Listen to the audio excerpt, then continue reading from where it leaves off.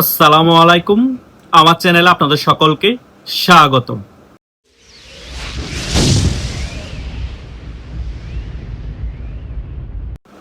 আমার ইউটিউবের সাবস্ক্রাইবাররা আমাকে গতকাল থেকেই অনেকেই একটা বিষয়ে অনেক প্রশ্ন করছে।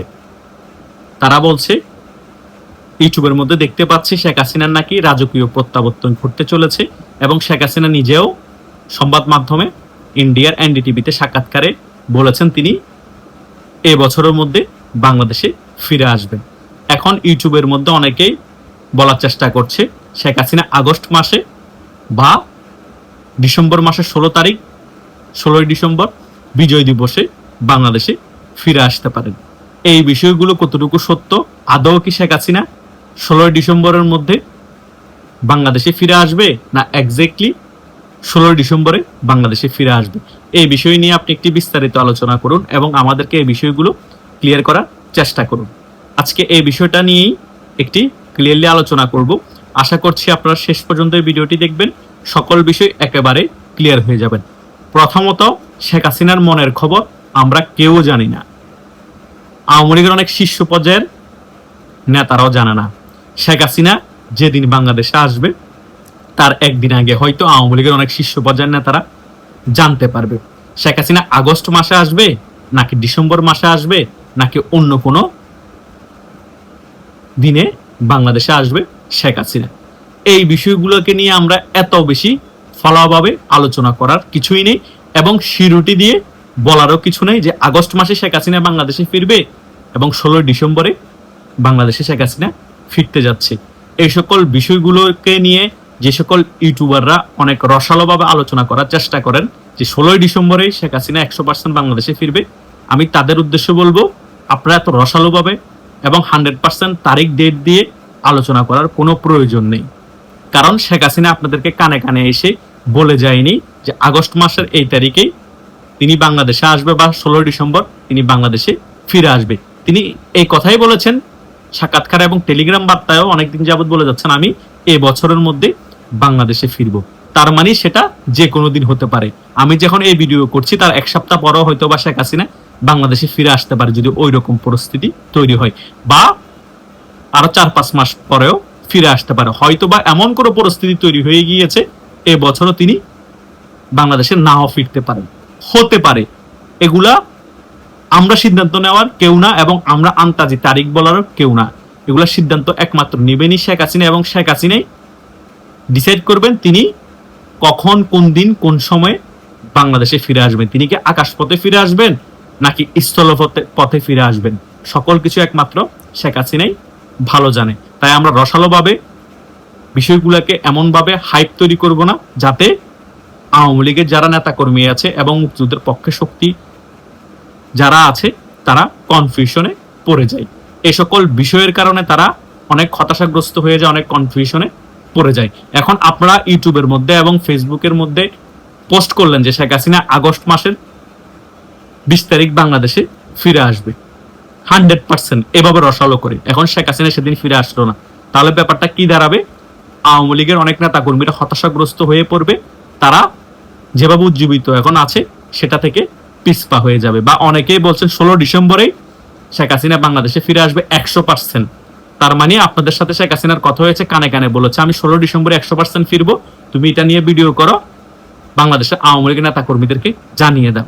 তাই নয় কি আপনাদের ভিডিও যারা ফলো করে তারাও ধরে নিবে শেখ হাসিনা 16 ডিসেম্বরে 100% বাংলাদেশে ফিরবে, আশা নিয়ে বসে থাকবে। হয়তোবা সেদিন শেখ হাসিনা বাংলাদেশে ফিরলো না, তখন অবস্থাটা কি দাঁড়াবে? তার আশাহত হবে, মন ভেঙে যাবে। তাই শেখ হাসিনা কোন দিন ফিরবে সেটা এখনো ক্লিয়ারলি তিনি করেন নাই এবং এবছরের মধ্যে ফিরবে সেটা তিনি বারবার বলছে। তার মানে ফিরার সম্ভাবনা এই বছরের মধ্যে অনেক বেশি। যদি ফিরতে নাও পারে এই বছর কোন দিন ফিরবে শেখ হাসিনা তার নিজের মুখেই বলবে এবং শেখ হাসিনা যেটাই বলবে সেটাই কারেক্ট এবং যে শেখ হাসিনা যে তারিখের কথা বলবে সেটাই হচ্ছে 100% অথেন্টিক তারিখ। অন্যান্য ইউটিউবাররা কে কি বললো এবং আমি কি বললাম এবং ফেসবুকের মধ্যে কে কি স্ট্যাটাস দিল সেটা আপনাদের ফলো করার দরকার নেই এবং কনফিউশনও পড়ার দরকার নেই। কিন্তু এটা সত্য, শেখ হাসিনা চেষ্টা করবে বিজয়ের মাসেই কিন্তু বাংলাদেশে ফেরার জন্য। বিজয়ের মাসে শেখ হাসিনা বাংলাদেশে ফিরে আরেকটি বিজয় অর্জন করার জন্য। এটা আপনারা ধরে রাখতে পারেন। এখন বিজয়ের মাস হচ্ছে ডিসেম্বর মাস। তিনি হয়তো এই বছরের ডিসেম্বর মাসের মধ্যেই বাংলাদেশে ফিরে আসার চেষ্টা করছে বা করবে। যদি না ফিরতে পারে কোনো কারণে, তাহলে আগামী বছরের ডিসেম্বর মাসও ফিরতে পারে বা তার আগেও ফিরতে পারে।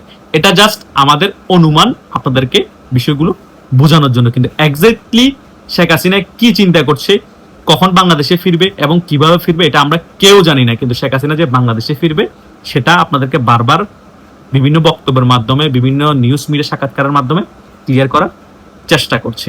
তাই আপনারা গুজবে কান দিবেন না, কে কি বলবো সেই বিষয় নিয়ে মাতামাতি করবেন না। আপনারা যেভাবে কোনো বিষয় নিয়ে কনফিউশনে থাকলে আমাকে প্রশ্ন করেন, আমিও আপনাদেরকে বিষয়গুলো ভিডিওতে আলোচনা করে ক্লিয়ার করার চেষ্টা করি। এভাবে যারা আমরা ইউটিউবে আলোচনা করি, যাদের সাথে আপনাদের যোগাযোগ আছে, তাদেরকে প্রশ্ন করবেন, তারাই আপনাকে বিষয়গুলো ক্লিয়ার করবে। এখন আপনার একটা ভুল স্ট্যাটাস, আপনার একটা ভুল মন্তব্যের কারণে এই বিষয়গুলো গুজব আকারে চারদিকে ছড়িয়ে পড়বে এবং আওয়ামী লীগের অনেক নেতা কর্মীরা হতাশ হয়ে পড়বে।